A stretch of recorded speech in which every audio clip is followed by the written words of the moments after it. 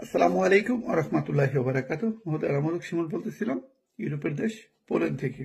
আশা করি আপনারা ভালো আছেন। তো ভাই আপনাদেরকে এত করে বলি যে আপনারা পোল্যান্ডের জন্য কারো কাছে কোনো প্রকার লেনদেন করবেন না, কারো কাছে টাকা পয়সা দিবেন না। কেননা মালয়েশিয়া থেকে ই ভিসা দিয়ে পোল্যান্ডের অ্যাপয়েন্টমেন্ট নেওয়া যায় না। আর যদি কোনো কারণে আপনি স্টেকার ভিসা করতে পারেন তাও বাংলাদেশিদের ভিসা দেয় না। গত 1 বছরের ভিতরে আমি একটা ভিসা হয়েছে এরকম কোনো শুনি নাই এবং দেখি নাই। তো আপনাদেরকে এখনো সতর্ক করতেছি যে ভাই আপনারা পোল্যান্ডের জন্য বিশেষ করে কারোর সাথে কোনো প্রকার লেনদেনে যাবেন না। গতকালকে আমাকে 3 জনে ফোন দিয়েছেন, 2 ফ্রেন্ড 3 লক্ষ টাকা দিয়েছেন, ওনাদের ওয়ার্ক পারমিট আসছে।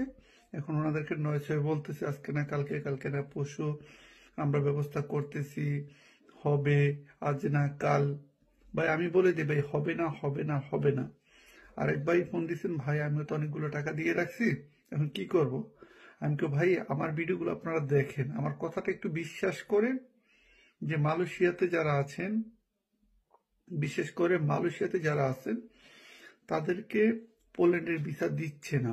এক হচ্ছে যাদের ই ভিসা তাদেরকেও দিচ্ছে না, যাদের স্টেকার ভিসা আপনি করতে পারতেছেন কোনোভাবে তাদেরও ভিসা হচ্ছে না। তো আমি আবার বিনীতভাবে অনুরোধ করতেছি মালয়েশিয়াতে কেউ